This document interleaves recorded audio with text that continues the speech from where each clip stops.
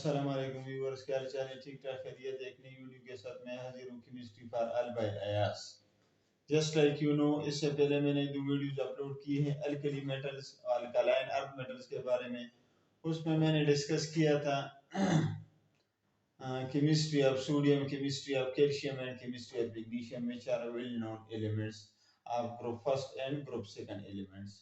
Today we will discuss the comparison of metals and non-metals, कि metals और non metals में main difference क्या है, how we can differentiate by physical properties, how we can differentiate by chemical properties, how we can differentiate by uses. So today topic is the comparison of metals and non-metal. चाहे alkali metal है, चाहे alkaline earth metal है, चाहे group तड़के हैं, lanthanides है, actinides है, transition है, एफ ब्लैक एलिमेंट्स है, डी ब्लैक एलिमेंट्स है, एस ब्लैक एलिमेंट्स। ये ग्रुप 3 में भी एलिमेंट्स है, ग्रुप नंबर 4 के बॉटम में भी एलिमेंट्स है, ग्रुप नंबर 5 के बॉटम में भी एलिमेंट्स है, ग्रुप नंबर 6 में भी आखिरी जो पोलोनियम है वो मेटल है। इसी तरह ग्रुप नंबर 7 के तमाम नॉन मेटल्स। तो नॉन मेटल्स बाद में डिस्कस करूंगा। आज हम डिस्कस करेंगे the comparison of metals and non metals, कि what is the main difference between metal and non metal. अगर मैं पहला पॉइंट लिखता हूं और मैं लिखता हूं यहां पर क्या,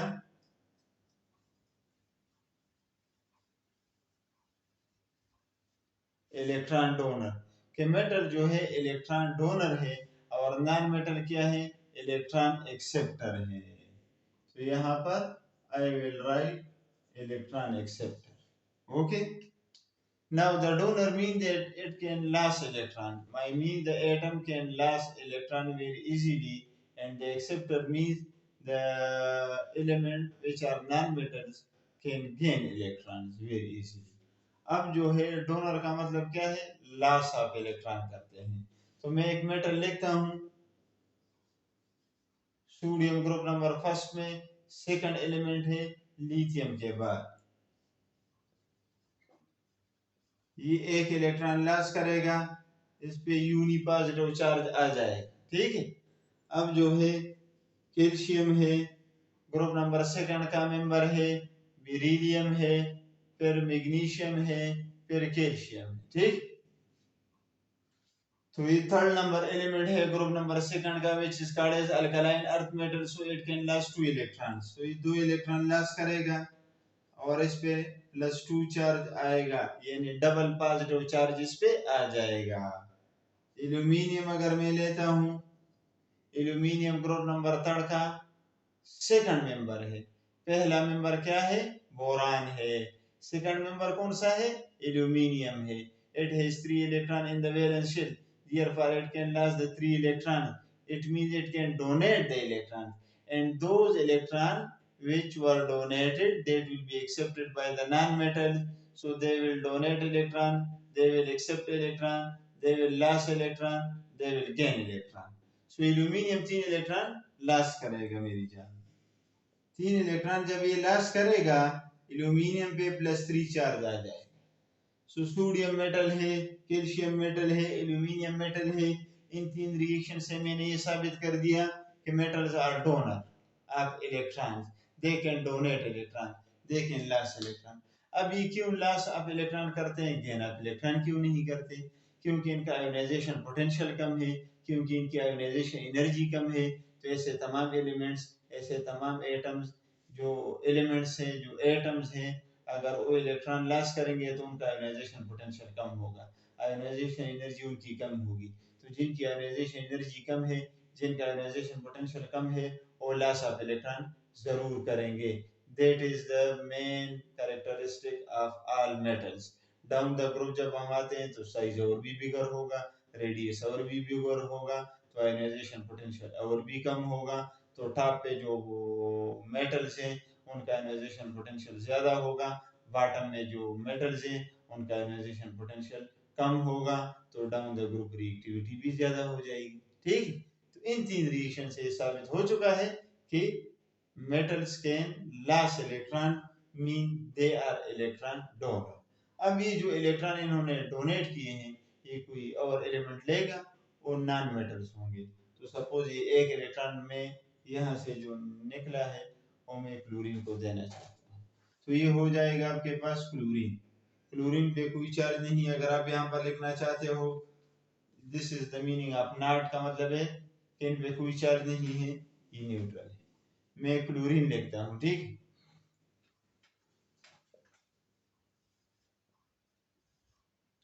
क्लोरीन ने एक इलेक्ट्रॉन गेन कर लिया, इसके पास अब एक इलेक्ट्रॉन ज्यादा हुआ है, इस पे यूनी नेगेटिव चार्ज आ जाएगा।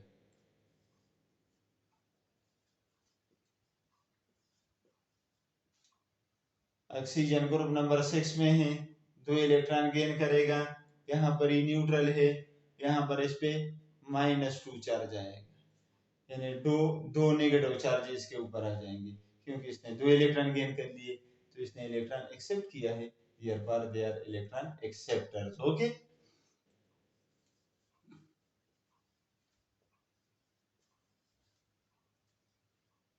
nitrogen belongs to group number 5, it has 5 electron in the valence shell, so it can gain the 3 electron। अगर ये 3 इलेक्ट्रॉन गेन करेगा तो इस पे -3 चार्ज आ जाएगा।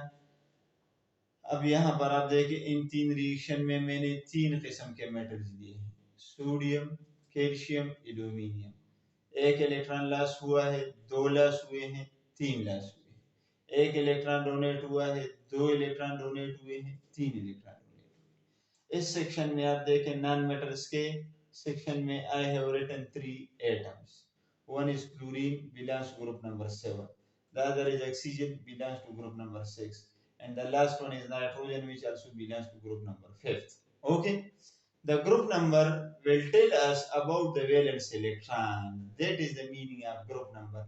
And the period number tells us the number of shells inside an atom or an element. So chlorine group number 7 में है, ये एक इलेक्ट्रॉन एक्सेप्ट करेगा, इस पे यूनी नेगेटिव चार्ज आएगा। ये 2 इलेक्ट्रॉन एक्सेप्ट करेंगे, इस पे डबल नेगेटिव चार्ज आएगा। नाइट्रोजन 3 इलेक्ट्रॉन एक्सेप्ट करेगा, इस पे 3 नेगेटिव चार्जेस आ जाएंगे। अब सवाल ये पैदा हुआ कि ये इलेक्ट्रॉन क्यों गेन करते हैं, तो इनकी इलेक्ट्रोनेगेटिविटी सबसे ज्यादा है। जस्ट लाइक यहाँ पर मैंने आयोनाइजेशन पोटेंशियल का जिक्र किया है, तो यहाँ पर मैं इलेक्ट्रोनेगेटिविटी का जिक्र करूंगा कि नॉन मेटल्स की इलेक्ट्रोनेगेटिविटी ज्यादा है। ऐसे तमाम एटम्स एलिमेंट जिनकी इलेक्ट्रोनेगेटिविटी ज्यादा होगी, साइज स्मॉल होगा, they will be regarded as non-metals। जिनका रेडियस स्मॉल होगा, every first element of the group will be always non-metal except lithium। According to Pajan's rule, the smallest atom will be always non-metal, and non-metal has small radius and high value of electronegativity। electro mean electron, negativity mean negative charge। जिनका size small है उनकी electronegativity ज्यादा हो जाएगी। जब electronegativity ज्यादा हो जाएगी तो वो इलेक्ट्रॉन एक्सेप्ट कर सकते हैं। दियर पर इन 3 रिएक्शन से मैंने प्रूव कर दिया कि नॉन मेटल इलेक्ट्रॉन एक्सेप्टर। तो ये एक जो है हमारे पास ये डिफरेंस हो जाएगा, ठीक। इसी तरह जो सॉल्यूशन में अगर हम बात करते हैं कि अगर सॉल्यूशन में हम कोई मेटल या नॉन मेटल डिसॉल्व कर लेते हैं, सपोज एक कंपाउंड है उसको मैं सॉल्यूशन में डिसॉल्व करता हूं, तो मेटल वाला कौन सा आयन बनाएगा और नॉन मेटल वाला कौन सा आयन बनाएगा, ठीक। तो यहाँ पर मैं यहाँ से इरेज कर लेता हूँ।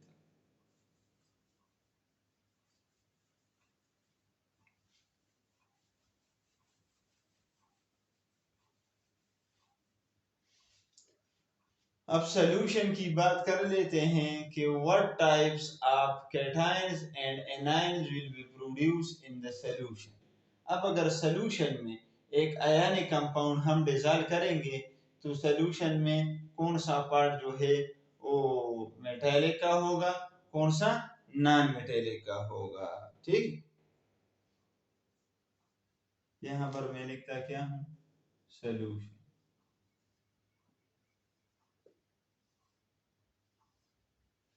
अब मेरे पास एक सॉल्यूशन है और इसको हम कहते हैं aqueous solution of sodium chloride. मैं क्या लेता हूं,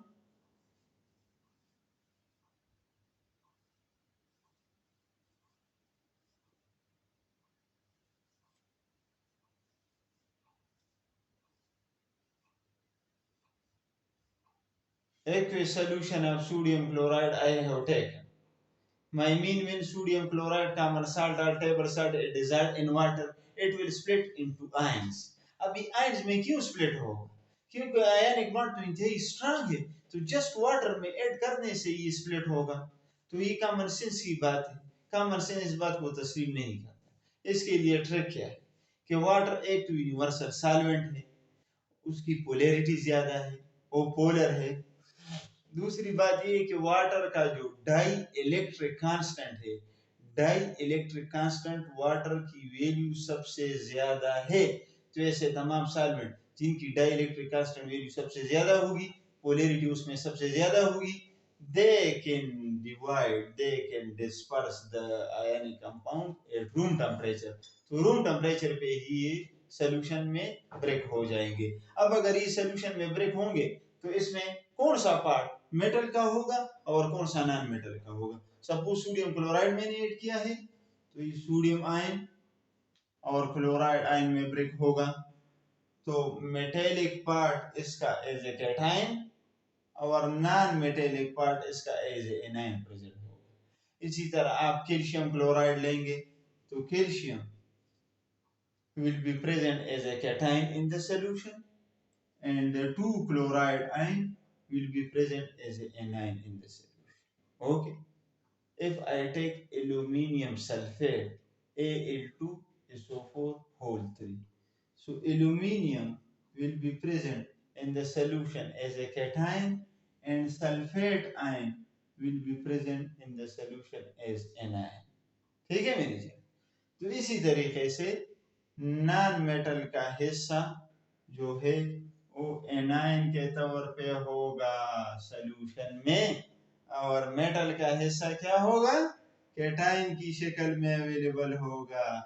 कैटायन पॉजिटिव आयन को कहते हैं और ये नेगेटिव आयन को कहते हैं। ठीक, तो इस तरीके से हम कर सकते हैं properties of metals and non metals, और इसी तरीके से हम कंपेयर कर सकते हैं कि किस तरह हमारे पास जो है मेटल और नॉन मेटल एक दूसरे से डिफरेंट है। तो ये दो प्रॉपर्टीज मैंने आपके साथ एक्सप्लेन कर दी हैं। अब तीसरी प्रॉपर्टी की तरफ जाते हैं कि तीसरी property, some metals can replace hydrogen from acid to form salts. अब जो है मेटल्स हाइड्रोजन रिप्लेस कर सकते हैं एसिड से, लेकिन नॉन मेटल रिप्लेस नहीं कर सकते। अब उसकी तरफ आते हैं कि किस तरह ये प्रोसेस हो।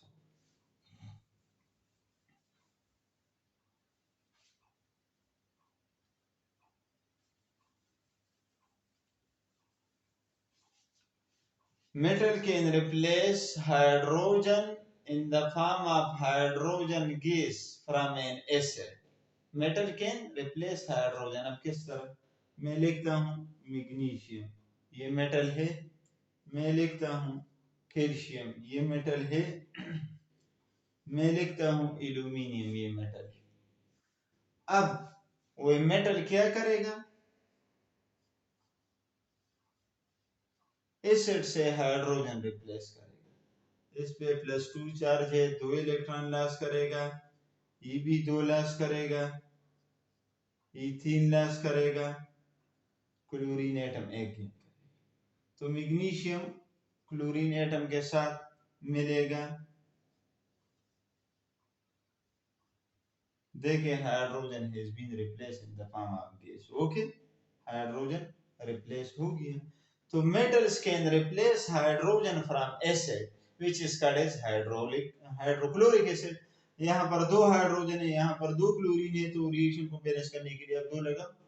पेपर में balance chemical reaction is must. Okay, दूसरा मैं लिखता हूँ H2SO4 सल्फ्यूरिक एसिड।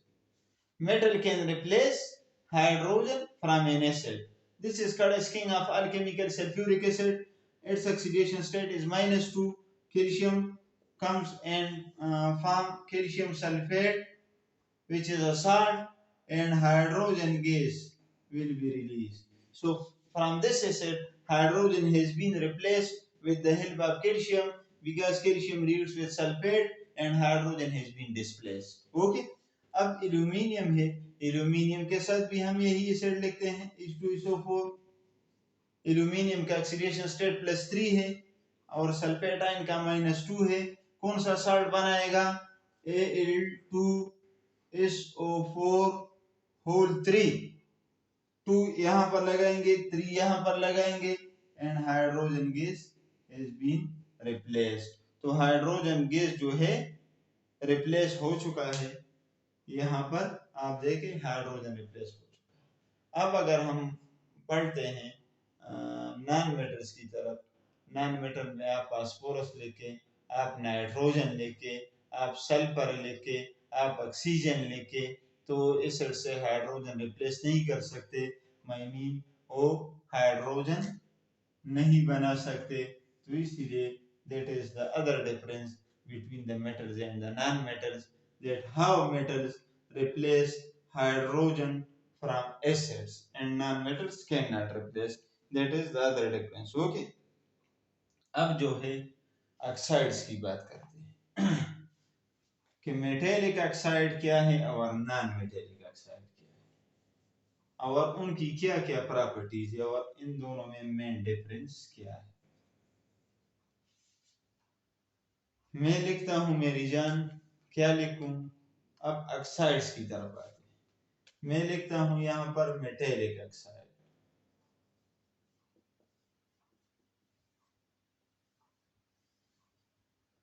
यहां पर मैं लिखता हूं non metallic oxide.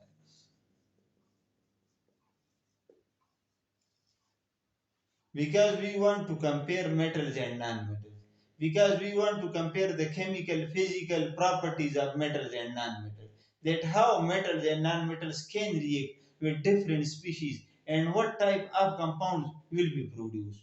So first I will discuss metallic oxide. ठीक है मेरी, बहुत आसान है। मेटल और ऑक्सीजन से जो ऑक्साइड बनेगा वो मेटेलिक ऑक्साइड होगा। किस तरह? कैल्शियम मेटल है, ऑक्सीजन इसके साथ रिएक्शन करता है,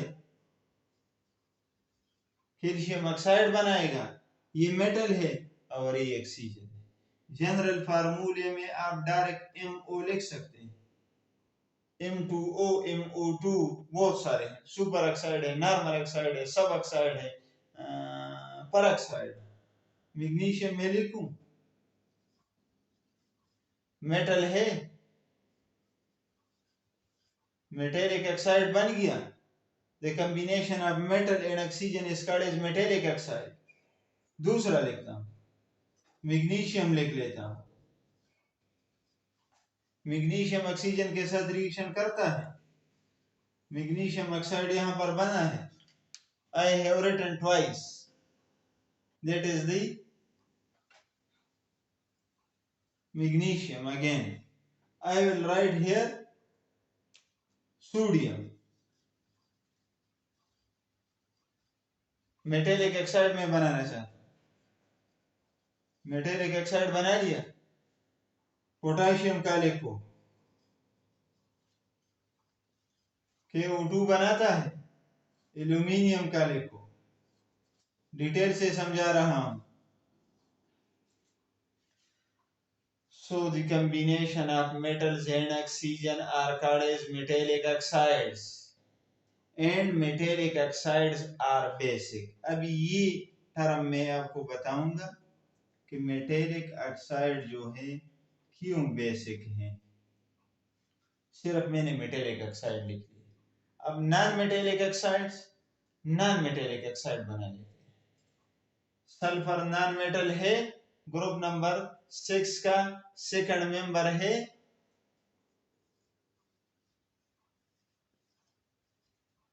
ऑक्सीजन के साथ रिएक्शन करेगा, सल्फर डाइऑक्साइड बनाएगा।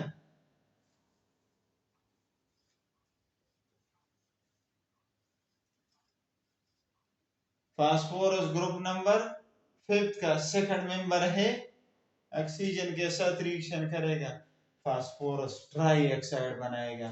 फास्फोरस पेंटाऑक्साइड भी है। This is the empirical formula.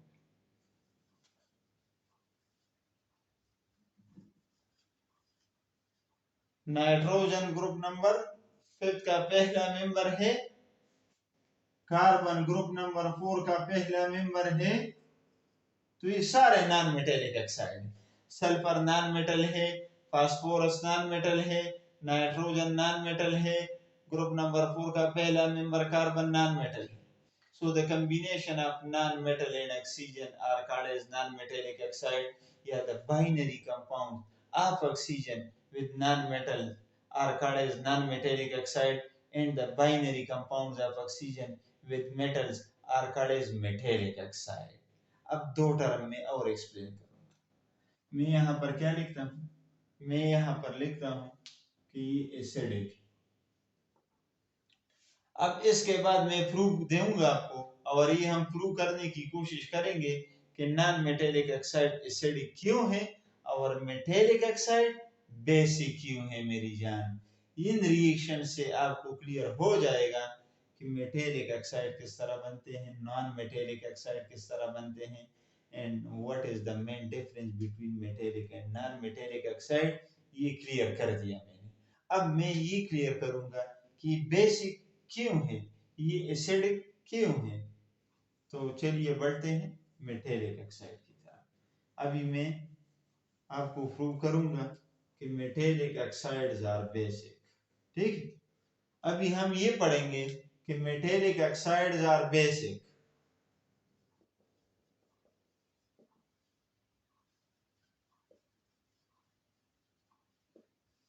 ये आपको प्रूव कर दूं।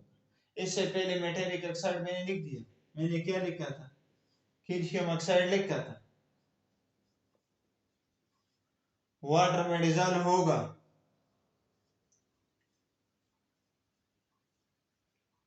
कैल्शियम हाइड्रोक्साइड बनाएगा। ऐसे तमाम कंपाउंड जिनमें हाइड्रोक्साइड ग्रुप होगा उसे हम कहते हैं अर्हीनियस बेस या base. Magnesium oxide metallic oxide है, वाटर के साथ रिएक्शन करेगा, मैग्नीशियम हाइड्रोक्साइड बनाएगा। Magnesium hydroxide base and the bases of hydroxyline, those compounds which contain hydroxyline, they will be regarded as base and are called as Arrhenius base because Arrhenius ने इस पे काम किया है। ठीक, तो इंतहाई आसान।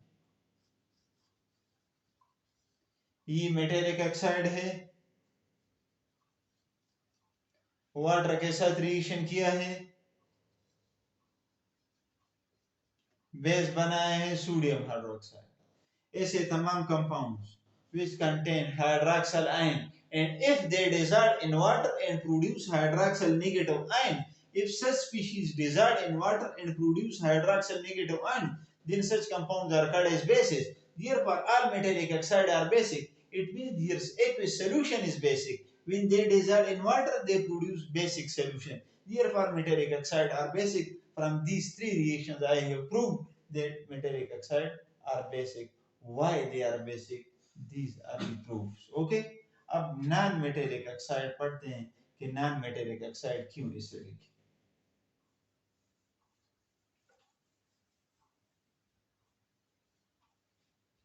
नॉन मेटेलिक ऑक्साइड में अभी मैंने क्या बताया था,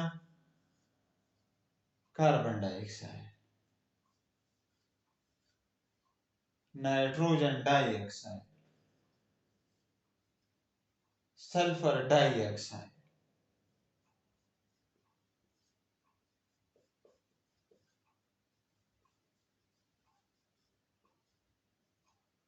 तीनों को वाटर में डिसॉल्व करेंगे, तीनों का एक्विस सॉल्यूशन बनाएंगे। all non-metallic oxide when dissolved in water they will form aqueous solution. Now we will check the aqueous solution with the help of pH meter, pH paper, litmus paper, that either they are acidic or basic.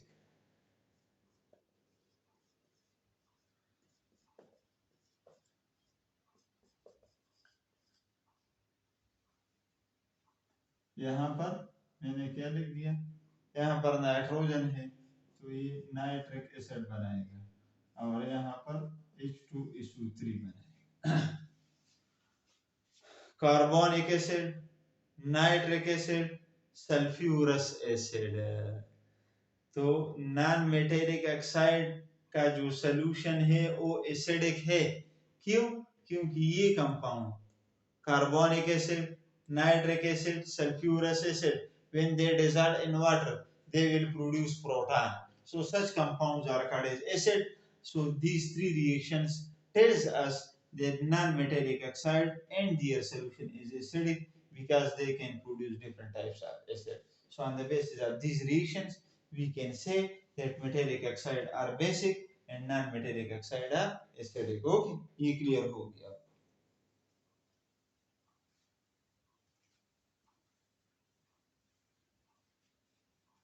अब बढ़ते हैं एक और चीज की तरफ, क्योंकि we want to compare metals and non metals. Okay, अब इन दोनों के क्लोराइड डिस्कस कर लेते हैं. Chlorides, chlorides of metals. यहां पर मैं लिखता हूं chlorides of non metals.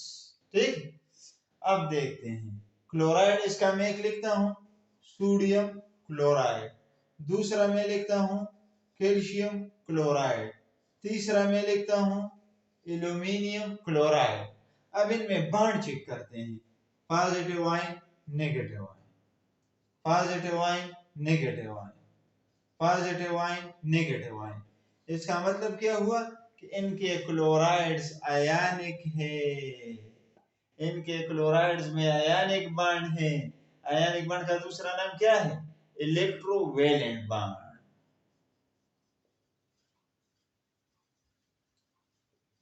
So the chlorides of metals are electrovalent because they have ionic bond, because they have electrovalent bond, because they have electrostatic forces of attraction, because they are formed by the opposite ions which are called as cations and anions. Therefore, their chlorides are ionic in nature. यहाँ पर chlorides हम बनाते हैं, sulphur का बनाते हैं इस Cl2. ठीक, इसी तरह ऑक्सीजन का बनाते हैं ClO बनाते हैं, और कार्बन का बनाते हैं CCl4 बनाते हैं. ठीक, तो आप देखिए कार्बन के क्लोराइड में मैं बॉन्ड ड्रा करना चाहता हूं. कार्बन भी नॉन मेटल है, क्लोरीन भी नॉन मेटल है, सल्फर भी नॉन मेटल है, क्लोरीन भी नॉन मेटल है, ये क्लोरीन भी नॉन मेटल है, ऑक्सीजन भी नॉन मेटल है. So between non-metal always covalent bond will be formed. I will prove by this example which is called as carbon tetrachloride, the chlorides of non-metals. अब देख,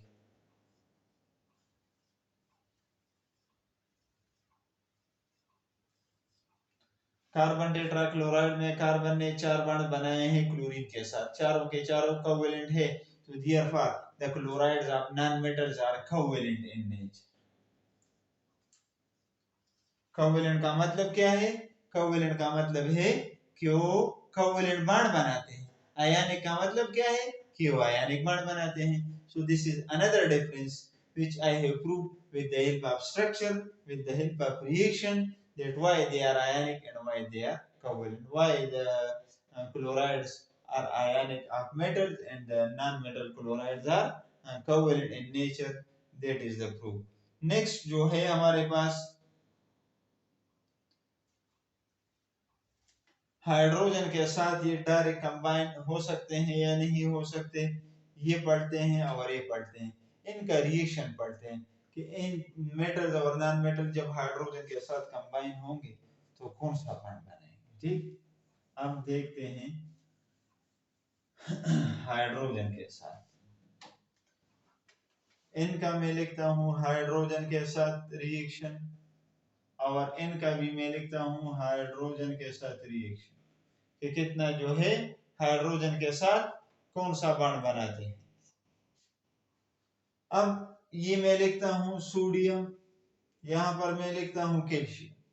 sodium अगर hydrogen के साथ bond बनाता है, यहां पर भी हाइड्रोजन के साथ रिएक्शन करेगा, तो क्या होगा मेरी जान? सोडियम इलेक्ट्रॉन लॉस करेगा, हाइड्रोजन गेन करेगा, हाइड्राइड बनेगा. कैल्शियम इलेक्ट्रॉन लॉस करेगा, हाइड्रोजन गेन करेगा. ठीक है, तो यहाँ पर क्या हुआ है? यहाँ पर कैल्शियम ने 2 इलेक्ट्रॉन लॉस किए हैं, 2 हाइड्रोजन एटम ने 1 इलेक्ट्रॉन गेन किया है. इसका मतलब है कि सोडियम इलेक्ट्रॉन लॉस करेगा और हाइड्रोजन आयन इलेक्ट्रॉन गेन करेगा. तो ऐसे तमाम कंपाउंड जिनमें हाइड्रोजन पे नेगेटिव चार्ज आएगा उनको हाइड्राइड आयन कहेंगे, और ऐसे तमाम कंपाउंड्स को कहेंगे मेटेलिक हाइड्राइड, मेटल हाइड्राइड। यहाँ पर मेटल पे पॉजिटिव चार्ज है, हाइड्रोजन पे नेगेटिव चार्ज है, तो all metallic hydrides has negative charge on hydrogen. अगर नॉन मेटेलिक हाइड्राइड की तरफ जाते हैं तो हाइड्रोजन नॉन मेटल है, ऑक्सीजन नॉन मेटल है, हाइड्रोजन नॉन मेटल है, ऑक्सीजन नॉन मेटल है, ठीक है मेरी। हाइड्रोजन नॉन मेटल है, क्लोरीन नॉन मेटल है, हाइड्रोजन नॉन मेटल है, फ्लोरीन नॉन मेटल है, हाइड्रोजन नॉन मेटल है, ब्रोमीन नॉन मेटल है, हाइड्रोजन नॉन मेटल है, आयोडीन नॉन मेटल है। तो यहाँ पर हाइड्रोजन और ऑक्सीजन के दरमियान कोवेलेंट बॉन्ड है, covalent bond, covalent bond, covalent bond, covalent bond. तो यहाँ पर हाइड्रोजन पे -1 चार्ज नहीं आएगा, यहाँ पर कोवेलेंट बॉन्ड है, partial positive partial negative charges आएंगे। तो ये भी हाइड्राइड्स है, ये भी हाइड्राइड्स है, ये नॉन मेटेलिक हाइड्राइड्स है, ये मेटेलिक हाइड्राइड्स है। यहाँ पर लॉस और गेन नहीं हुआ है, यहाँ पर कोवेलेंट हाइड्राइड्स है और ये आयनिक हाइड्राइड है। That is another difference between metals and non metals, कि इनके हाइड्राइड्स में क्या डिफरेंस है, ठीक है मेरी जान। अब जो है कुछ और डिफरेंस की तरफ जाते हैं। मेटल्स यूजुअली जो है मेटल्स और नॉन मेटल्स का कंपैरिजन हम करना चाहते हैं। मेटल्स, नॉन मेटल्स,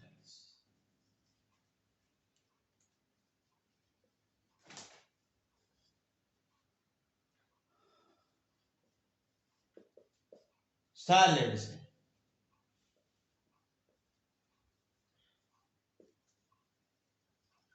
और ये मोस्टली गैसेस की शक्ल में है, ठीक है मेरी जान। ये ज्यादातर गैसेस की शक्ल में है, तो ये गैसेस की शक्ल में है ज्यादातर, और ये किस चीज की शक्ल में है, ये सॉलिड स्टेट में। अब देखिए मैं बता रहा हूँ, सोडियम सॉलिड है, कैल्शियम सॉलिड है, एल्यूमिनियम सॉलिड है, निकल सॉलिड है, आयरन सॉलिड है, जिंक सॉलिड है, तो मोस्टली मेटल सॉलिड है। लेकिन सिर्फ एक मेटल ऐसा है जो मरकरी है, इजियस का सिंबल है, ये लिक्विड होता है at room temperature and pressure. इसी तरह नॉन मेटल जो है मोस्टली गैसेस, हाइड्रोजन गैस है, नाइट्रोजन गैस है, ऑक्सीजन है गैस, फ्लोरीन गैस है, क्लोरीन गैस है, ठीक। तो ये गैसेस, कुछ इनमें लिक्विड्स भी हैं, ब्रोमीन, ब्रोमीन जो है और नॉन मेटल है लेकिन लिक्विड स्टेट में। कुछ इनमें सॉलिड्स भी हैं, कार्बन नॉन मेटल है सॉलिड के फॉर्म में, ठीक है। आयोडीन नॉन मेटल है और सॉलिड है, लेकिन generally non metals are available as gases and metals are available as solids, but some are liquid, some are liquid. Here bromine is non-metal and liquid, here mercury is metal but liquid. So that was the differences between the metals and non-metals, and the last difference on the basis of electric current and the conduction.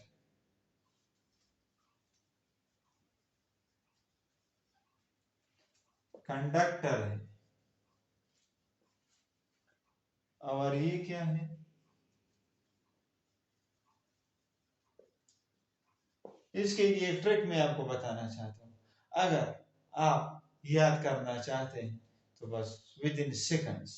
Trick क्या है, देख, अगर किसी atom के आखिरी shell में एक electron है या 2 या 3 तो मेटल होगा और गुड कंडक्टर होगा, बस ये याद करें।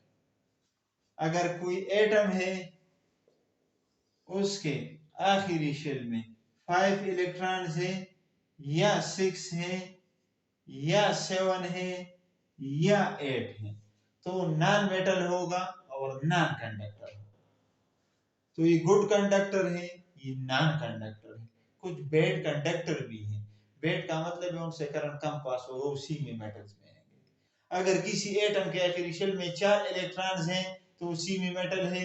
अगर किसी एटम के आखिरी शेल में 1 इलेक्ट्रॉन है या 2 है या 3 है तो मेटल होगा और गुड कंडक्टर होगा, मोबाइल इलेक्ट्रॉन्स होंगे, फ्री इलेक्ट्रॉन्स होंगे, they can easily loss, they can easily flow from low voltage to high voltage, ठीक है, from most positive towards most negative, और ये हमारे पास नॉन मेटल है। तो ये मैंने प्रूव कर दिया, बुक्स में सिर्फ पॉइंट्स लिखे हैं। क्लास 9 का ये लेक्चर है मेरी जान, क्लास 9 से मैंने लिया है, ठीक है, क्लास 9 में सिर्फ पॉइंट्स लिखे हैं, मैंने पॉइंट्स को एक्सप्लेन किया इन the form of reaction, in the form of formulas, in the form of ion, in the form of shapes, और प्रूफ दे दिया कि ये क्यों मेटल है, क्यों नॉन मेटल है, क्यों कंडक्टर है, क्यों नॉन कंडक्टर है, क्यों का जवाब भी दे दिया, ट्रिक भी बता दिया, फार्मूला भी बता दिया। तो यकीनन now you can compare metal and non metal. इसके बाद आप मेटल और नॉन मेटल के दरमियान आसानी के साथ डिफरेंशिएट भी कर सकते हैं, और वीडियो को लाइक भी दें, शेयर भी करें ग्रुप्स में, ताकि बाकी लोग भी इससे फायदा लें। चैनल को सब्सक्राइब भी करें ताकि बाकी नई वीडियोस भी आपको मिले, और वीडियो को आखिर तक देखें, क्योंकि केमिस्ट्री है, कोई गपशप नहीं है। तो केमिस्ट्री की वीडियो आप पूरी देखेंगे तो आप इससे फायदा हासिल कर सकते हैं।